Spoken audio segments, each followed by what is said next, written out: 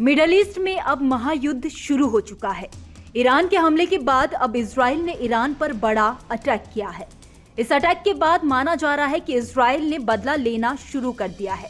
ये बदला कोई छोटा नहीं बल्कि इस हमले ने ईरान को अंदर तक दहला दिया है।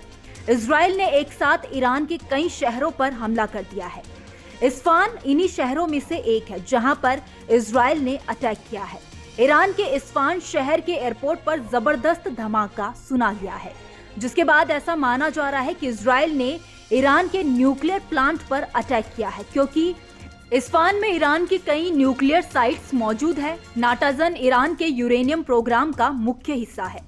इस्फान में ही ईरान ने अपने परमाणु बम छुपाए हैं। ईरान के जिस परमाणु ठिकानों की तलाश में अमेरिका पिछले कई सालों से जुटा हुआ था, इजराइल ने उन्हें ढूंढा, टारगेट सेट किया और बमों की बारिश करा दी। इजरायली मिसाइल और फाइटर ने सिर्फ परमाणु ठिकानों पर ही नहीं बल्कि ईरान के एयरबेस पर भी बम बरसाए हैं।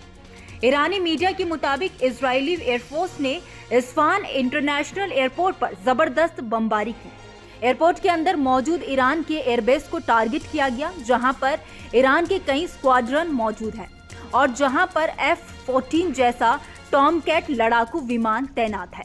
फाइटर ने क्वाडकॉप्टर को भी निशाना बनाया। इजरायली फाइटर एयरबेस पर हाईटेक रडार को भी निशाना बनाना चाहते थे।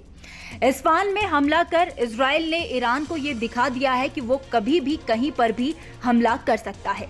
मीडिया रिपोर्ट्स के मुताबिक इजराइल ने 300 मिसाइल और ड्रोन से अटैक कर अभी तक ईरान के 10 लोकेशंस को टारगेट किया है।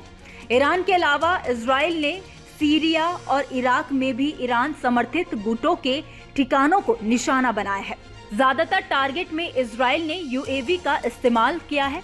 इस हमले के बाद क्षेत्र में बड़ी जंग फैलने की संभावना जताई गई है। खतरे को देखते हुए ईरान ने अपनी सभी यात्री उड़ानें रद्द कर दी हैं।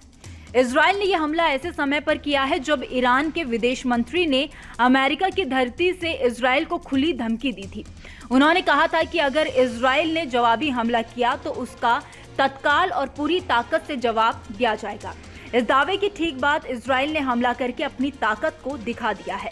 इजराइल ने खुद ही इस हमले को अंजाम दिया है, इसमें अमेरिका शामिल नहीं था। हालांकि इजराइल ने इसकी सूचना अमेरिका को दे दी थी।